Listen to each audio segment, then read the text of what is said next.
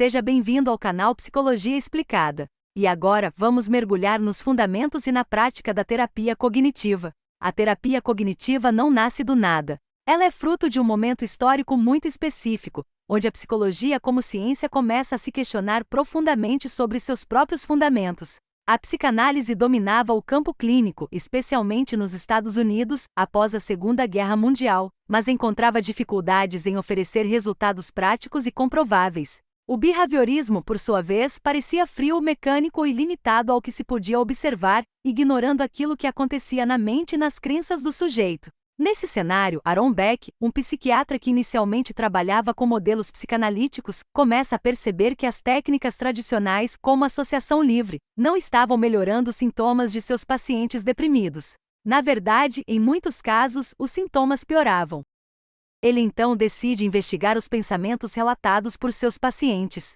E ao fazer isso, descobre que muitos deles tinham um padrão de pensamento negativo, automático, distorcido sobre si mesmos, sobre o futuro e sobre o mundo. Nasce aí o que mais tarde ele chamaria de tríade cognitiva da depressão. Pensamentos como: eu sou um fracasso. Nada nunca vai dar certo. As pessoas não se importam comigo. Esses pensamentos não eram apenas sintomas secundários da depressão, mas parte fundamental da sua manutenção. Beck compreende que esses pensamentos são guiados por crenças mais profundas, as chamadas crenças centrais, que organizam a maneira como o sujeito interpreta suas experiências. Essas crenças não são apenas pensamentos aleatórios. São estruturas internas que funcionam como filtros, distorcendo a realidade e gerando sofrimento. Por isso, ele começa a propor uma intervenção direta nessas crenças. Não apenas tentando mudar o comportamento, como os behavioristas faziam, mas ajudando o paciente a questionar o próprio conteúdo de seus pensamentos. Surge assim o modelo cognitivo, uma proposta teórica e prática que entende que não são os eventos em si que geram sofrimento, mas a maneira como os interpretamos. Essa é a base da terapia cognitiva.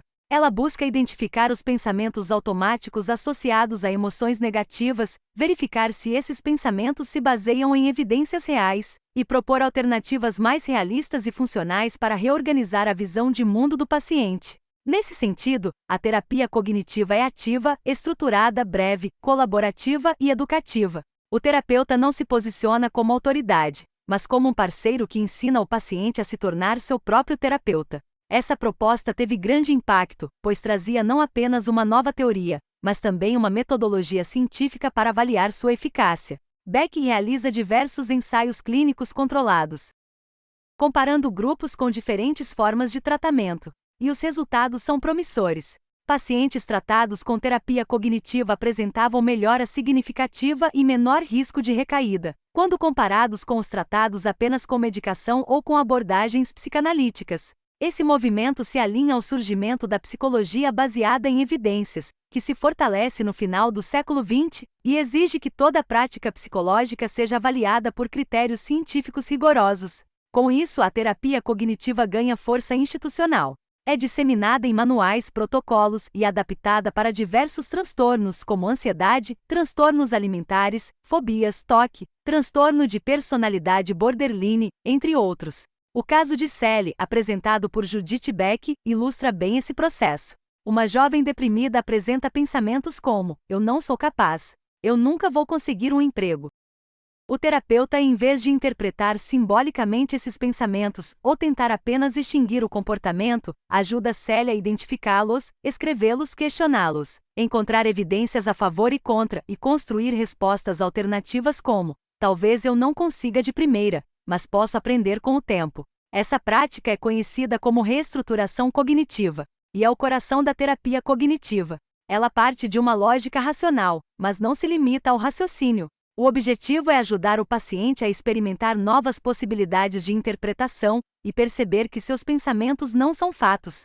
Essa distinção é essencial, pois o sofrimento psíquico muitas vezes está enraizado na crença de que aquilo que se pensa é automaticamente verdadeiro. As sessões de TCC têm estrutura fixa. Começam com revisão do humor, avaliação das tarefas de casa, definição de pauta para o dia, desenvolvimento da sessão e tarefa para a próxima semana. O tempo é limitado. O foco é no aqui e agora, ainda que o passado seja considerado quando necessário. E o vínculo terapêutico é construído com base em colaboração, empatia e validação emocional.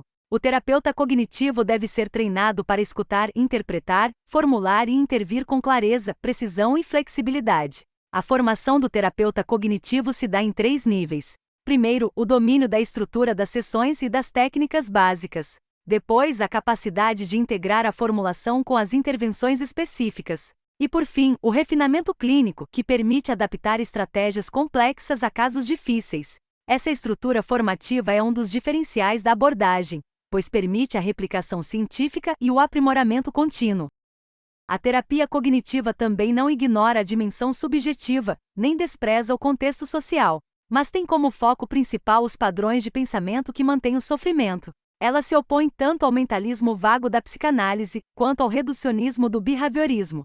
Skinner, por exemplo, rejeitava a ideia de crença como algo útil para análise, pois considerava que o comportamento só poderia ser explicado por contingências externas observáveis. Beck, por outro lado, considera que os pensamentos são eventos internos, acessíveis e mensuráveis, pois os próprios pacientes os relatam com consistência. Além disso, ele afirma que os pensamentos organizam o comportamento, e não apenas o acompanham.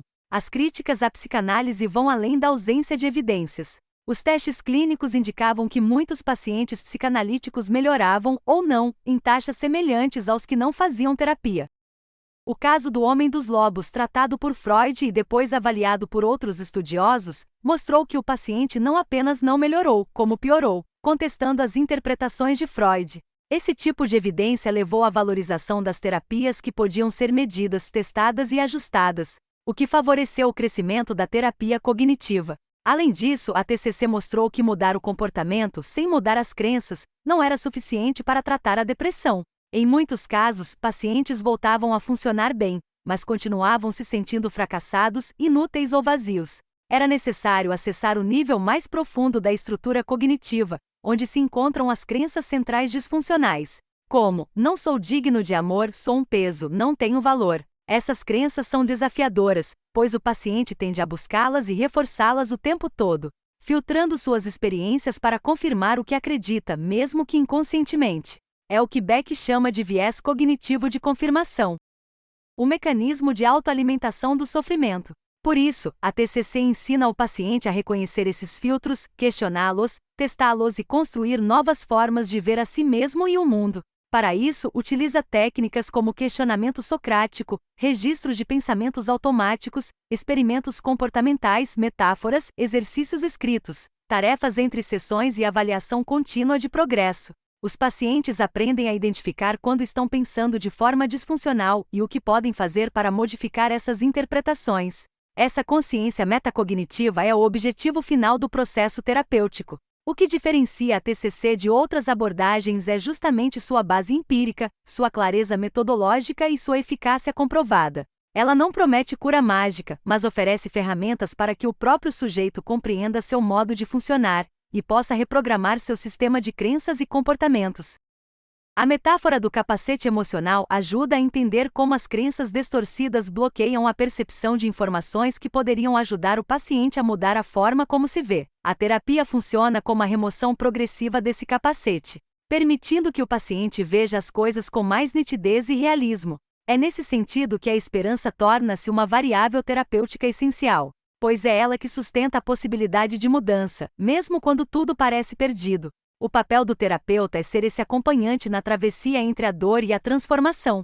O terapeuta cognitivo é alguém que acredita na capacidade do outro de aprender, se reconstruir e criar novas formas de existir. E ao ensinar esse processo, ele também aprende e transforma a si mesmo. Por isso, estudar terapia cognitiva não é apenas aprender técnicas. É entrar em contato com uma visão de ser humano que reconhece a dor, mas também valoriza a capacidade de pensar e mudar. Você acabou de escutar um conteúdo do canal Psicologia Explicada. Se fez sentido para você, curta, comente e compartilhe com alguém que também possa se beneficiar. E lembre-se, compreender é o primeiro passo para transformar.